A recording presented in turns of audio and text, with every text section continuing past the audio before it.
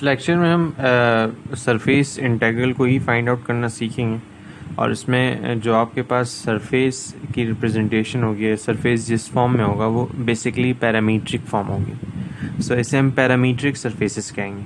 जिस तरह parametric equations होती हैं डिफरेंट कर्व्स को रिप्रेजेंट करती हैं, इसी तरह पैरामीट्रिक इक्वेशन से हम सरफेसेस को भी रिप्रेजेंट कर सकते हैं। अब इसमें क्या करें, suppose that a surface S, कहीं सिग्मा कहते हैं कहीं एस कहते हैं, no matter, as a vector equation R of you V. जो vector equation X of you V I plus Y of you V J plus Z of you V K, where U V belongs to the domain D. U और V यहाँ पे आपके पास parameter है, U we are parameters and D is the parametric domain. Assume that D is a rectangle, like D एक rectangle है और इसमें यू और वी की वैल्यू है। अच्छा, ये एक वेक्टर इक्वेशन है। सो आप कह सकते हैं this is a vector equation, so this is this. और इसमें जो कंपोनेंट है, ith component x u v है, jth component y u v है, kth component z u v है। ये जो ith jth and kth component है, ये बेसिकली पैरामीट्रिक फैक्टर्स हैं। जैसे कि आपने पैरामीट्रिक इक्वेशन आप देखते थे, लाइक सर्किल की parametric equation x is equal to R cos theta and y is equal to R sine theta. So आप ये कह सकते हैं कि x बेसिकली r और थीटा की फॉर्म में है, इसी तरह y basically y of r theta की फॉर्म में। बेसिकली इसमें थीटा पैरामीटर है, r पैरामीटर नहीं, लेकिन आप x को इस तरह, लेकिन अगर आप इसे पैरामीट्रिक कंसीडर करेंगे तो पैरामीटर की फॉर्म में आप इसे कहेंगे x of theta is equal to r cos theta and y of theta is equal to r sin theta. यहाँ पे r को हमने पैरामीटर कंसीडर नहीं किया है, इसलिए पैरामीट्रिक कर्व को रिप्रेजेंट करने के लिए x ऑफ थीटा और y ऑफ थीटा से इसे रिप्रेजेंट किया है। और अगर फंक्शनल फॉर्म में रिप्रेजेंट करेंगे तो x of r comma theta हो जाएगा। तो यहाँ पे x u v, y u v and z u v की फॉर्म में ये सारे कंपोनेंट्स हैं, यू वी इनके पैरामीटर्स हैं। नाउ मेथड क्या है, अगर आपको पैरामीट्रिक इक्वेशंस गिवन हो, चाहे वो पैरामीट्रिक इक्वेशन अलग अलग हो या फिर वेक्टर इक्वेशन की फॉर्म में गिवन हो, लाइक दिस। सो फिर ऐसी कंडीशन में आपने पार्शियल डेरिवेटिव निकालना है, आर का partial derivative with respect to u निकालना है। कैसे निकालेंगे? यू के रिस्पेक्ट से एक्स कंपोनेंट को with respect to u partially differentiate करेंगे, वाई कंपोनेंट को with respect to u partially differentiate करेंगे एंड जेड कंपोनेंट को with respect to u partially differentiate करेंगे। इसी तरह आर को with respect to v partially differentiate करना है। सो जब ये पार्शियली डिफरेंशिएट कर देंगे u and we, so this is r sub u and r sub v आ जाएगा। So such that r sub u and r sub v are non zero and non parallel. इस तरह के r you और are we ये non zero भी हों और नॉन पैरेलल भी हों, यानी कि दोनों वेक्टर्स हैं और दोनों पैरेलल नहीं होने चाहिए और जीरो वेक्टर्स नहीं हो। तो फिर ऐसी सूरत में the surface integral of this function f of x y z ds, which is equal to basically the regional integral domain D, बाजू का r आता है, बाजू का d आता है, f of r of uv, f of r of uv into the magnitude or absolute value of ru cross rv। ये ru और rv का क्रॉस प्रोडक्ट है। क्रॉस प्रोडक्ट आप जानते हैं, दो वेक्टर का क्रॉस प्रोडक्ट किस तरह निकाला जाता है, using determinant, we know very well about it. So ये बेसिकली क्रॉस प्रोडक्ट आप निकालेंगे are U R we. Are you और आर वी ये हैं, ये आपके पास है। इनका क्रॉस प्रोडक्ट अगेन एक वेक्टर आएगा। जब ये वेक्टर आ जाएगा आपके पास, सो उस वेक्टर का मैग्नीट्यूड निकालेंगे। और वेक्टर के मैग्नीट्यूड को निकालना आप जानते हैं, कैसे निकालते हैं किसी वेक्टर का मैग्नीट्यूड। अगर आपके पास एक वेक्टर है और वो आई जे के की फॉर्म में, लाइक एक वेक्टर यू है 2i plus 3j minus 4k, ये आई जे के की फॉर्म में ये वेक्टर है, तो इसका मैग्नीट्यूड क्या होगा वेक्टर u का मैग्नीट्यूड स्क्वायर रूट ऑफ 2 का स्क्वायर प्लस 3 का स्क्वायर प्लस -4 का स्क्वायर, ये बेसिकली वेक्टर का मैग्नीट्यूड निकलेगा। सो आप इसे सिंप्लीफाई कर लें, 4 + 9 + 16 और ये आ जाएगा स्क्वायर रूट ऑफ 29। सो इसी तरह अगर आपके पास R you cross are V एक वेक्टर है, चूँकि क्रॉस प्रोडक्ट दो वेक्टर का अगेन एक वेक्टर आता है, सो ये भी इसी तरह आई जे के फैक्टर की फॉर्म में होगा। सो इसका इसका इसका स्क्वायर लेंगे और स्क्वायर रूट ले लेंगे, इस तरह आपके पास R you cross are we का मैग्नीट्यूड आप फाइंड आउट करें। तो यहाँ पे वही मैग्नीट्यूड की बात होगी। सो बेसिकली ये चीज़ जो है ये इस तरह आप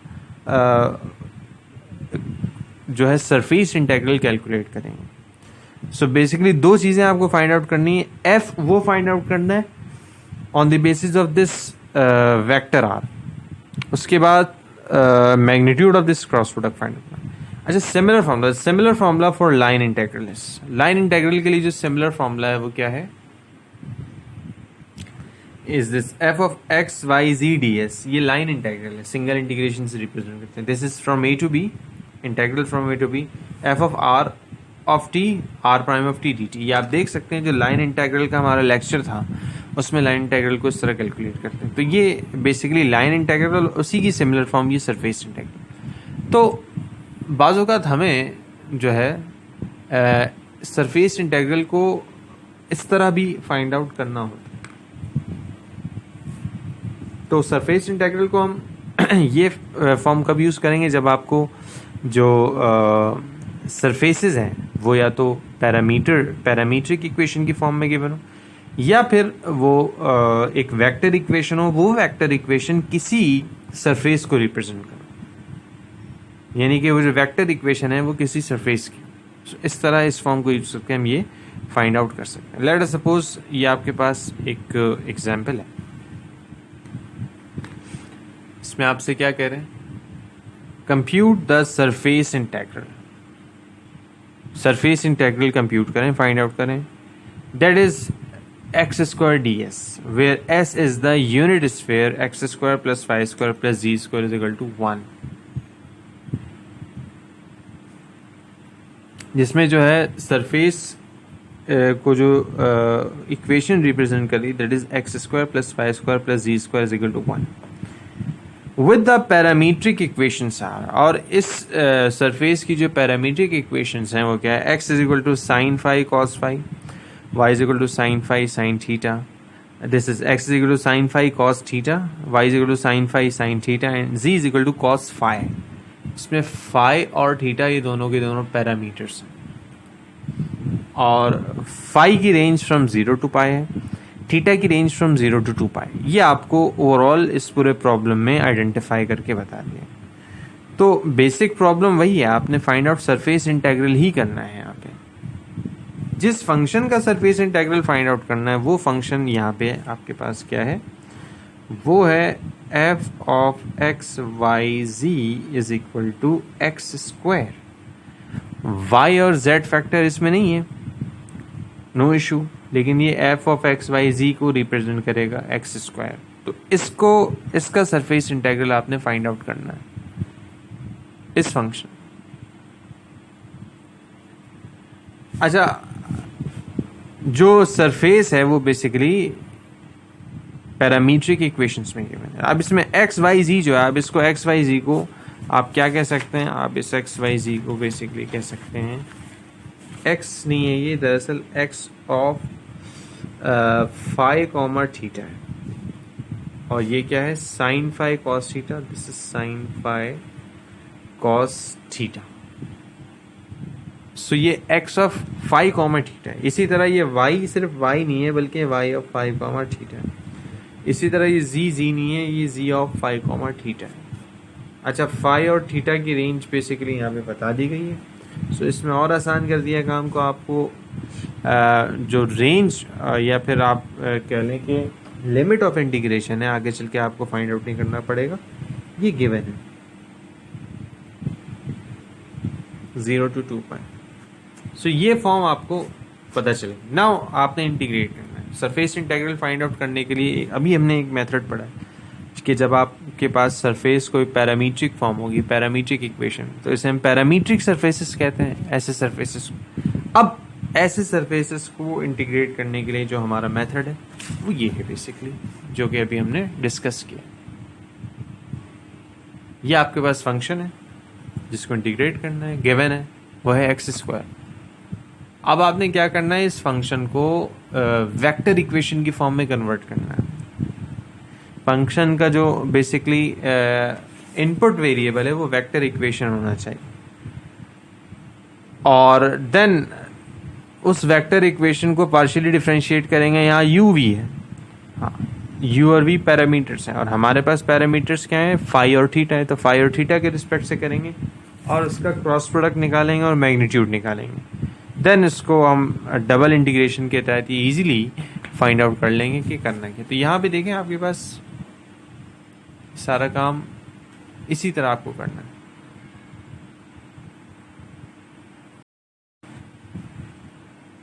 सिमिलर पैटर्न में हो जाएगा।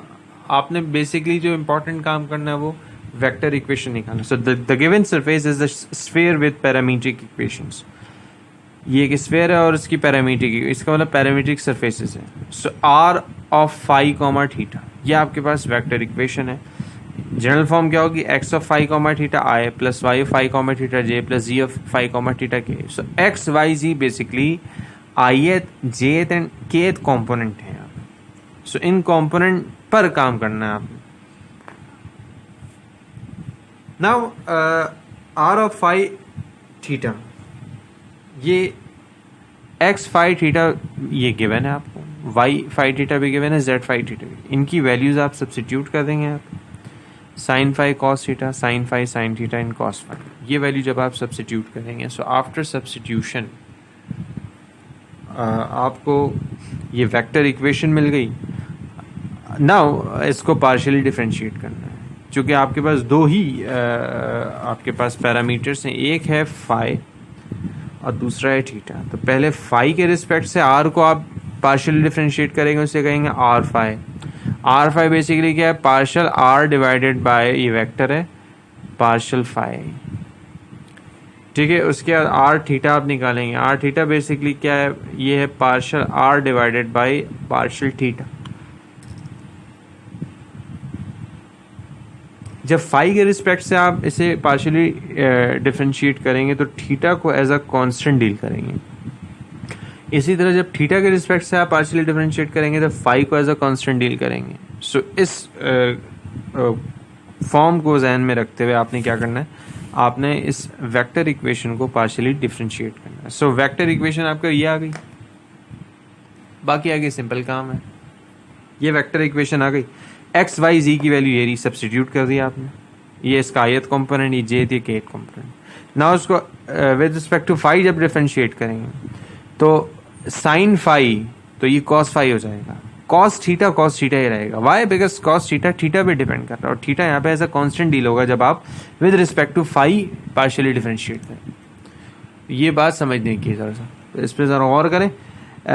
तो थीटा का फैक्टर कांस्टेंट होगा तो इससे हमने डिफरेंशिएटिंग। इसी तरह साइन फाई साइन थीटा, तो यहाँ sine theta as it is रहेगा। साइन का जो डेरिवेटिव है वो विद रिस्पेक्ट टू फाई वो कॉस फाई हो जाएगा। देन कॉस फाई है पॉजिटिव साइन के साथ, सो कॉस का डेरिवेटिव होता है साइन माइनस साइन, सो ये this is minus sine phi. यहाँ पे थीटा का कोई वेरिएबल या उससे रिलेटेड कोई फंक्शन मौजूद नहीं है। तो इसी तरह आर सब थीटा निकाल लेंगे आप, with respect to theta integrate करेंगे। Then r sub phi and r sub theta का आपने क्रॉस प्रोडक्ट निकालना, बेसिकली क्रॉस प्रोडक्ट है। अच्छा, क्रॉस प्रोडक्ट निकालने से पहले एक नज़र देख लेना है कि ये दोनों पैरेलल तो नहीं है। पैरेलल वेक्टर, दो वेक्टर पैरेलल होते हैं अगर एक दूसरे का क्रॉस मल्टीपल होता है। यहाँ अगर गौर करें, दोनों में से कोई एक दूसरे का क्रॉस मल्टीपल नहीं है, ना ही दोनों में से कोई, दोनों नॉन ज़ीरो हैं। तो ज़रूरी था हमें इस क्रॉस प्रोडक्ट को निकालने से पहले ये दोनों फैक्टर्स को चेक करें कि नहीं नॉन ज़ीरो हो, ना ही और ये नॉन पैरेलल होनी चाहिए। सो ये दोनों कंडीशन इसमें लागू हो रही हैं। तो अब यहाँ पे हम क्या करेंगे, इसका क्रॉस प्रोडक्ट निकालेंगे आर फाई आर थीटा का। ये जो क्रॉस प्रोडक्ट से आपको एक वेक्टर मिल रहा है, ये मैं आपको पॉइंट बता रहा हूँ, ये नॉर्मल वेक्टर है। सो ये याद रखना है, r you cross are we, ये आपको एक वेक्टर देगा। सपोज दैट उसे आप कहते हैं p i plus q j plus r k. इसमें पी क्यू आर जो है ये आई एच जे है, तो केथ कॉम्पोनेंट है।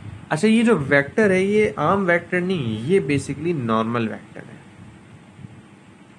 नॉर्मल वेक्टर कहाँ पे होगा? ये नॉर्मल, ये जब आपको सरफेस कोई भी, सपोज दैट ये एक सरफेस गिवन है, इस सरफेस पे एक प्लेन होगा, वो परपेंडिकुलर होगा।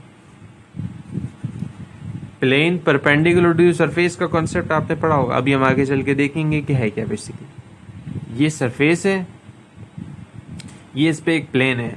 अब इस प्लेन पे ये नॉर्मल वेक्टर्स हैं जो कि इस प्लेन पर परपेंडिकुलर है।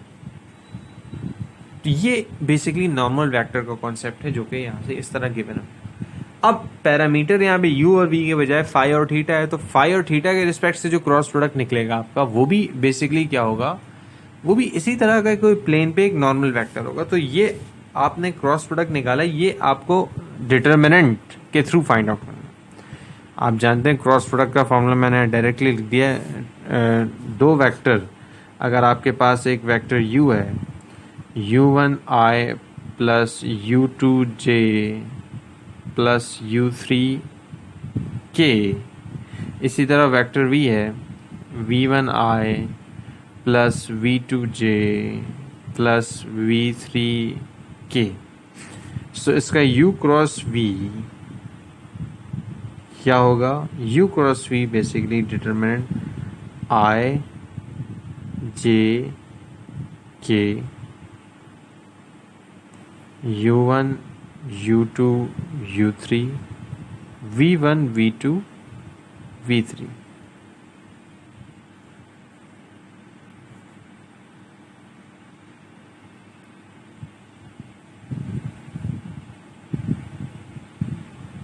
ये आपके पास आ जाएगा क्रॉस प्रोडक्ट। तो आई जे के फर्स्ट रो में, सेकंड रो में फर्स्ट वेक्टर के कंपोनेंट्स आ जाएंगे, थर्ड रो में सेकंड वेक्टर के कंपोनेंट्स आ जाएंगे। So, इस तरह ये वही फॉर्म है आपके पास।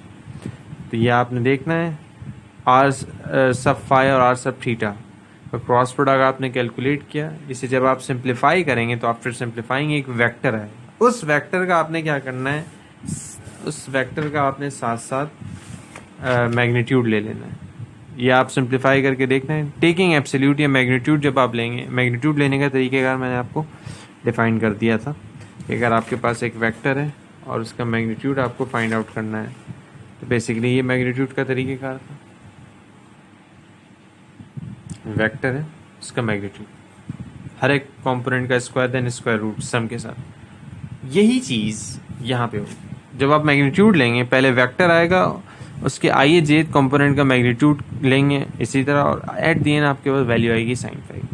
तो ये आफ्टर कैलकुलेशन ये आप फाइंड आउट कर लेंगे। नाउ जो मेन इंपॉर्टेंट कंडीशन थी वो आ गई। अब आपके पास बेसिकली फॉर्मूला क्या है?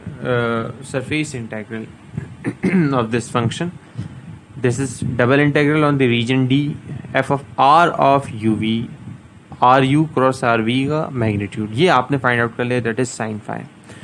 अब आप ये देखें f of are u comma v क्या है? F of are u comma v basically आप किस तरह देखेंगे इसको? देखिए आपके पास फंक्शन है F of x Y z, ये क्या है आपके पास? एक्स स्क्वायर, ये गिवन फंक्शन है। अब इसमें आपसे कहा जा रहा है F of are u comma v, बताएं क्या होगा?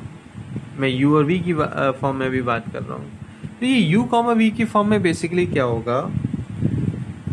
जहाँ जहाँ x है वहाँ x की जगह यू वी का फैक्टर सब्स्टिट्यूट कर दें। अगर y है तो y की जगह यू वी का फैक्टर सब्स्टिट्यूट कर दें, और अगर z है तो z की जगह यू वी का फैक्टर सब्स्टिट्यूट। तो इस तरह इस फॉर्म से आप इस फॉर्म में आ जाएंगे। सो अगर आप इसे ही देखें यहाँ पे, ये क्या है भाई? ये है F of x Y ji is equal to x square. So आप जानते हैं कि X of U, x is equal to X of U comma V, तो basically F of are U V, ये क्या होगा? आर यू वी का मतलब एक्स को जस्ट एक्स नहीं रखना, बल्कि इसके एक्स ऑफ यू वी का स्क्वायर लिखना है इसे, यानी कि जो पैरामीट्रिक फॉर्म में इसके कंपोनेंट है उसे लिखना है,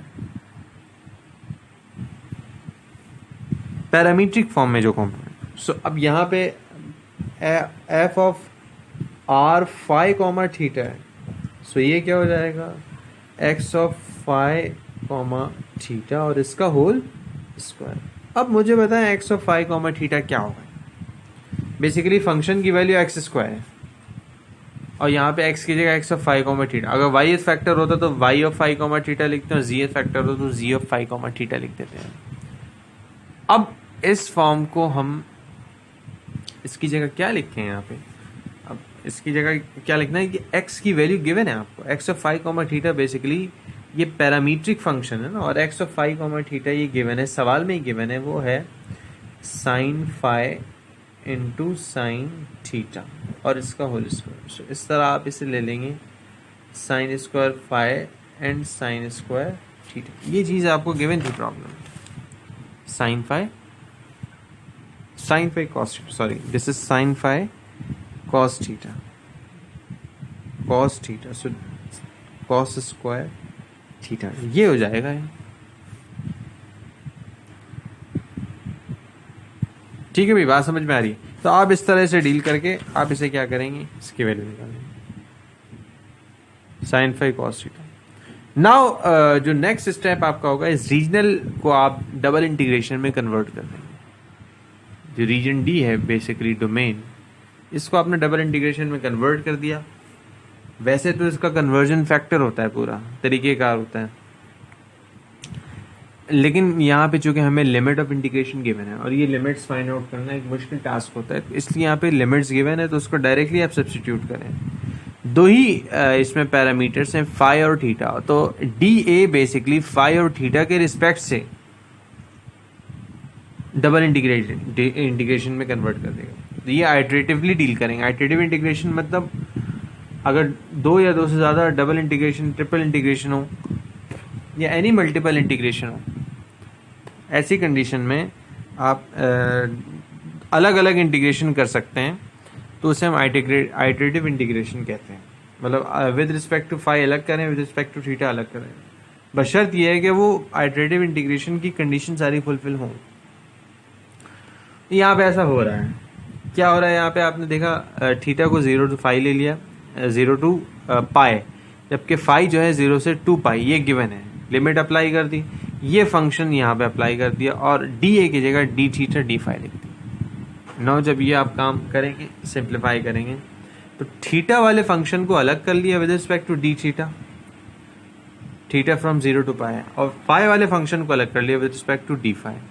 अब जब इसे आप अलग अलग इंटीग्रेट करेंगे और सिंप्लीफाई करेंगे, at the end you will get the simplified form, this whole integration 4 pi by 3। So ये बेसिकली सरफेस इंटीग्रल आपको फाइंड आउट करके देगा ऑफ दिस पैरामीट्रिक कर्व। ये कुछ एक प्रॉब्लम्स हैं जो कि आपको देखना है। इस प्रॉब्लम में भी आपको यही कह रहे हैं, ये फंक्शन है, ये उसके सरफेस इंटीग्रल की वैल्यू के।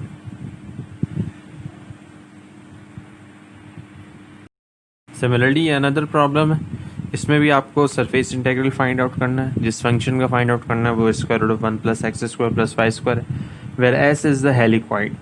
हेलिक्वाइड is one of the another 3 dimensional figure जो कि सरफेस को रिप्रेजेंट कर रहा है with vector equation R of you V is equal U cos V I plus U sine V J plus V के।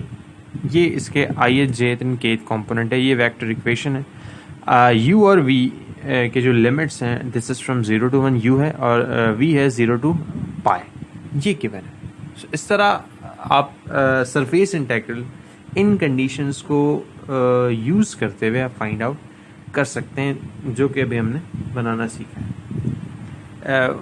एक कॉन्सेप्ट है जो कि टेंजेंट प्लेन का, अभी भी हमने बात की थी। प्लेन आप समझते हैं क्या चीज़ है? मैंने आपको अभी बताया है कि ये एक टेंजेंट प्लेन, यानी कि किसी सरफेस पर अगर कोई प्लेन टेंजेंट है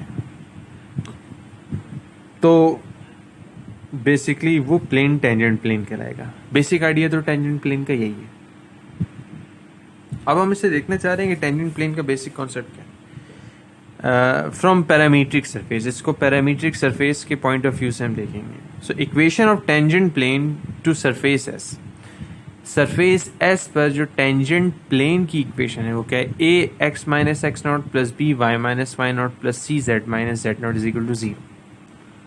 A X minus X naught plus B Y minus Y naught plus G Z minus Z naught is equal to zero. ये आपके पास बेसिकली टेंजेंट प्लेन की equation at a point P naught X naught Y naught Z naught. इस point पर ये plane ये जो equation है टेंजेंट प्लेन को रिप्रेजेंट कर such that the equation of the normal RU cross RV is AI plus BJ plus CK। और ये नॉर्मल की इक्वेशन आ जाएगी AI plus BJ plus CK RU cross RV। तो ये जो RU cross RV बेसिकली अभी हमने बात की थी नॉर्मल है टेंजेंट प्लेन पर, ये नॉर्मल है।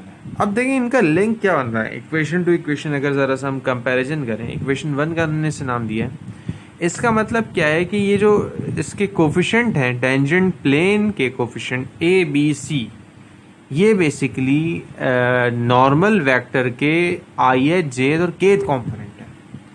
सो एक डायरेक्ट रिलेशन जो टेंजेंट प्लेन और नॉर्मल की इक्वेशन से जो हमें मिल रहा है यहाँ पे, वो इनके कंपोनेंट्स, इसके कंपोनेंट और इसके कोफिशिएंट का इक्वल होना है। So therefore a b c are in equation 1 represent the coefficient of the normal vector. Normal vector के कोफिशिएंट को रिप्रेजेंट करता है ए बी सी। ये एक इम्पॉर्टेंट कॉन्सेप्ट है। अगर हमें किसी तरह इक्वेशन ऑफ टेंजेंट प्लेन पता चल जाए तो हम उसको यूज करके नॉर्मल वेक्टर फाइंड आउट कर सकते हैं, और अगर हमें किसी नॉर्मल वेक्टर पता हो तो हम उसको यूज करके टेंजेंट प्लेन फाइंड आउट कर सकते हैं, provided that the point is given P not भी पता हो हमें। सो इस कॉन्सेप्ट को यूज करके हम आगे देखेंगे कि हम प्रॉब्लम को किस तरह डील करते हैं। अब equation 1 represent the equation of tangent plane. ये इक्वेशन 1 जो है इक्वेशन ऑफ टेंजेंट प्लेन को रिप्रेजेंट कर रहा है टू अ पैरामीट्रिक सरफेसेस। और जिस सरफेस पर बात हो रही है वो parametric surface traced out by a vector function, और ये ट्रेस्ड आउट हो रहा है वेक्टर फंक्शन के through. So that is X of you V I plus Y of you V J plus Z of you V K at a point P naught with position vector are U naught P naught. सो ये एक vector equation है या vector function कह लें इसे। अच्छा, u naught v naught specifically जो पॉइंट है उस पर ये पोजिशन वेक्टर को रिप्रेजेंट करेगा। नाउ हम बेसिकली इस टेंजेंट प्लेन को देखेंगे और टेंजेंट प्लेन भी फाइंड आउट करेंगे। उससे पहले कुछ एक पॉइंट है, ये एक डेफिनेशन आपको बताई जा रही है। If r sub u cross r sub v is not zero, अगर ये जीरो ना, then the surface as is called smooth, it has no corners. अगर एक सरफेस हो जिसका नॉर्मल वेक्टर जीरो के इक्वल ना हो और उसमें कोई कॉर्नर भी मौजूद ना हो, there is no corner, then that surface is said to be smooth. उस सरफेस को कहेंगे smooth surface. For a smooth surface the tangent plane is the plane that contains the tangent vectors r u and r v, and the vector are you cross are v is a normal vector to the tangent plane. इसका मतलब क्या है? इसका मतलब ये है कि अगर कोई सरफेस स्मूथ सरफेस है, सो इस स्मूथ सरफेस में smooth surface the tangent plane is the plane that contains tangent vectors. इसका मतलब आर यू और आर वी ये टेंजेंट वेक्टर्स कहलाएंगे, और टेंजेंट प्लेन में दोनों के दोनों मौजूद होंगे, और साथ साथ ये नॉर्मल वेक्टर भी मौजूद होगा जो कि परपेंडिकुलर होगा ऑब्वियस। देन इसमें हमें इस प्रॉब्लम में कह रहे हैं find the tangent plane to the surface with the parametric equation x is equal to u square, y is equal to v square, and z is equal to u plus 2v at the point 1 1 3। ये एक problem given है, इसमें हमें कह रहे हैं tangent plane find out करना है। टेंजेंट प्लेन से मुराद टेंजेंट प्लेन की equation of tangent plane find out. Point भी पता है, गिवन दे दिया, और पैरामीट्रिक इक्वेशंस भी गिवन दी। अब इस इंफॉर्मेशन को यूज करके हम किस तरह इसको देख सकते हैं। So the tangent vectors r u and r we r sub u, x को हम with respect to u, y को विद रिस्पेक्ट टू यू और जेड को with respect to u partially differentiate करेंगे। तो ये आपके पास 2u प्लस 0 प्लस 1 टाइम्स क्या आ जाएगा, मतलब 2ui प्लस के आ जाएगा। इसको डायरेक्टली किया है, चूँकि यहाँ पे x, y और z की वैल्यू गिवन है, तो पहले आप यहाँ सब्स्टिट्यूट करें फिर सिंप्लीफाई करें। उससे बेटर ये होगा कि आपने क्या करना है, आपने इसको डायरेक्टली u v की फॉर्म में जो x y z है इसको पार्शियली डिफरेंशिएट करके लिख देना है। इसी तरह विद रिस्पेक्ट टू v आप पार्शियली डिफरेंशिएट करेंगे तो विद रिस्पेक्ट टू v भी आपके पास ये फॉर्म आ जाएगी। नाउ नेक्स्ट स्टेप में जब u और v की फॉर्म में आप इसे देख लेंगे, देन आपने क्या करना है, इसका नॉर्मल वेक्टर निकालना है r you cross are v. चूँकि नॉर्मल आपने सीखा है अभी निकालना, डिटरमिनेंट के थ्रू क्रॉस वेक्टर है, डिटरमिनेंट के थ्रू ये काम हो सकता है। तो जब आप इसका क्रॉस प्रोडक्ट निकालेंगे are you cross are v, after simplified form you will get this whole vector minus 2vi minus 4uj plus 4uvk। अब अगर किसी तरह u और v की वैल्यू आप पता कर लें तो u और v की वैल्यू में सब्स्टिट्यूट करेंगे और सिंप्लीफाई करके आप R you cross are V जो कि नॉर्मल वेक्टर है बेसिकली वो फाइंड आउट हो जाएगा। और अभी हमने देखा है नॉर्मल वेक्टर और टेंजेंट प्लेन का एक रिलेशन है, दोनों के कोफिशिएंट्स इक्वल होते हैं जिसे हम ए बी सी कह रहे हैं। सो अगर नॉर्मल वेक्टर आ जाता है तो आप टेंजेंट प्लेन के कोफिशिएंट फाइंड आउट कर सकते हैं, क्योंकि पॉइंट भी गिवन है 1 1 3। सो इस तरह टेंजेंट प्लेन की इक्वेशन आ जाएगी आपके पास। अब जो इम्पोर्टेंट काम है वो पैरामीटर्स u और v की वैल्यू फाइंड आउट करनी है। u v की वैल्यू कैसे फाइंड आउट करेंगे, ज़रा गौर करें। यहाँ पे जो गिवन पॉइंट है 1 1 3, ये बेसिकली पॉइंट है एक्स वाई जी की वैल्यू है, सिर्फ पॉइंट नहीं है बल्कि ये एक्स वाई जी की वैल्यू है। x1 है, y1 है और z3 है। सो यहाँ पे एक्स वाई जी की इक्वेशन गिवन है, आप यहाँ से वैल्यू कैलकुलेट कर लें। आप सिंपल है, ये आप काम कर सकते हैं। काम कैसे करेंगे देखें, अगर हम थोड़ा सा इस पे यूँ बात कर लें कि सपोज दैट आपके पास जो फॉर्म आ रही है x is equal to U square, y is equal to V square and z is equal to u plus 2v है। सो पॉइंट है 1 1 3 x y z की वैल्यू से।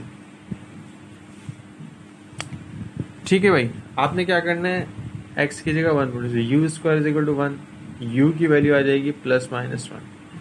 अच्छा, V square is equal to 1, चूँकि Y भी 1 है और V square is equal to V, Y is equal to V square है। सो ये सब्स्टिट्यूट करेंगे तो वाई की वैल्यू भी आ जाएगी, वी की वैल्यू आ जाएगी प्लस माइनस 1। सो यू और वी तो आ गया आपके पास। अब ये दो वैल्यूज आ गई हैं। अब आपने इन दोनों वैल्यूज को यूज करना है और z की वैल्यू निकाल लेनी है। अब आप क्या यहाँ पे कंसीडर करें कि देखें z बराबर u प्लस 2v के। अब 4 डिफरेंट वैल्यूज आ रही हैं आपके पास। आप u कॉमा v के अगर हम कोऑर्डिनेट्स बनाएं तो there will be 4 different values. उनमें क्या क्या है, उनमें है +1 लें, +1 लें, एक वैल्यू आ जाएगी 1 -1, एक वैल्यू आ जाएगी -1 1 और एक वैल्यू आ जाएगी -1 -1। सो ये 4 डिफरेंट वैल्यूज आपके पास आ जाएंगी।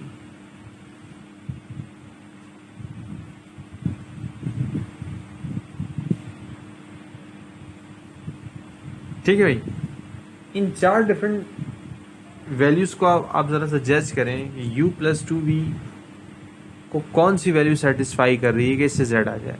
देखिए u और v की जगह आप 1 1 पुट करें सो यू और वी की 1 + 2 × 1, 1 + 2 3, तो z की वैल्यू 3 आ रही है, ऑब्वियस है z 3 आ रहा है, इसका मतलब ये सेटिस्फाई कर रहा है।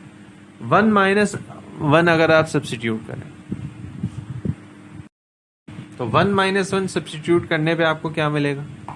1 - 1 सब्सटीट्यूट करने पे ज़रा देखें, यहाँ पे 1 2 × -2, सो यह आ जाएगा 1 - 2, 1 - 2 आ जाएगा -1, सो -1, z इज इक्वल टू -1, क्या z इज इक्वल टू -1 है? नो, इसका मतलब ये सेटिस्फाई नहीं है, z 3 है। इसी तरह -1, 1 आप सब्सटीट्यूट करेंगे तो तब भी ये सेटिस्फाई नहीं करेगा, और -1, -1 सब्सटीट्यूट करेंगे तो -3 आएगा, z इज इक्वल टू -3, ये भी सेटिस्फाई। इसका मतलब वाहिद u और v 1 1 ये ही वो वैल्यू है जो कि इसको सेटिस्फाई कर रही है। इस तरह हम तमाम वैल्यू को कंसिडर नहीं करेंगे, बल्कि u भी 1 लेंगे और v भी 1 लेंगे जो कि z को सेटिस्फाई करना है। एट द एंड आपके पास u और v की वैल्यू आ जाएगी 1 1, ये आपने सब्सटीट्यूट करना है।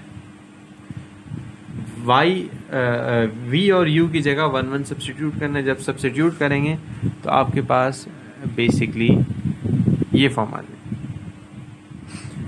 -2i - 4j + 4, ये आपको नॉर्मल, तो नॉर्मल वेक्टर देयर इज, ये नॉर्मल वेक्टर आपको मिल जाएगा। अच्छा, पॉइंट गिवन है p0 1 1 3, इसको आप x0 y0 z0 लेंगे।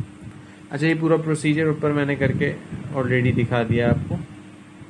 यहाँ से आपको v की वैल्यू और u की वैल्यू 1 कैसे मिलती है ये बात समझ में आ जाएगी, ये पॉइंट गिवन है। सो ये नॉर्मल वेक्टर आ गया, इसका a है -2, इसका b है -4, इसका c है 4, a b c, ये इक्वेशन ऑफ टेंजेंट प्लेन है। 1 1 3 x0 y0 z0 की वैल्यू है, इसे आप सब्सटीट्यूट करें, सिंप्लीफाई करें, ये एट द एंड आपके पास इक्वेशन है। This is basically equation of tangent plane. Tangent plane की इक्वेशन आपके पास ये जनरेट होकर आएगी। सिमिलरली यहाँ पे अनदर एक प्रॉब्लम है, इसमें भी आपसे यही कह रहा है, find the equation of tangent plane to the given parametric surface at the specified point.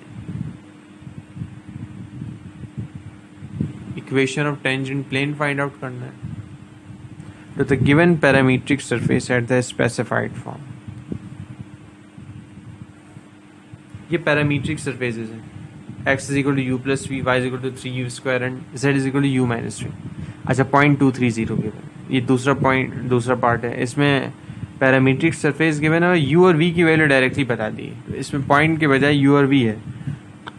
अब आपने क्या करना है, पॉइंट फाइंड आउट करना है u और v की मदद से।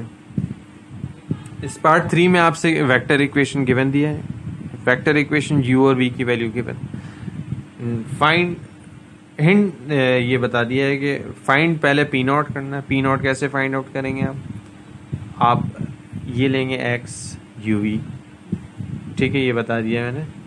x लेंगे u स्क्वायर, y लेंगे v स्क्वायर और z लेंगे आप u v।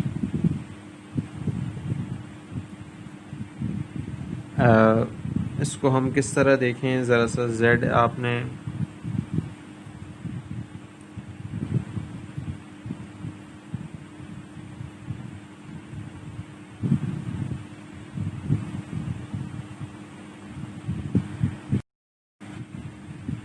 सो बेसिकली इसमें जो है, इसमें x equal to U square, Y equal to V square, z equal to U V, ये रिप्रेजेंट कर रहा है। ये हिंट दिया है, इस पार्ट 2 का है। पार्ट 3 के लिए आपको अलग से देखना होगा इसको। ये ith कॉम्पोनेंट u v है, ये x के इक्वल होगा। jth component u into sine v है, y के इक्वल होगा। kth component v into cos v है, v इंटू कॉस v, ये z के इक्वल होगा। u की वैल्यू 0 और v की वैल्यू पाई आप सब्सटीट्यूट करेंगे और इस तरह इसको आप कंसीडर करके सिंप्लीफाई कर लेंगे। So you will find this. So आप इस तरह इस पे आप काम कर सकते हैं और इन प्रॉब्लम्स के टेंजेंट प्लेन को फाइंड आउट कर सकते हैं।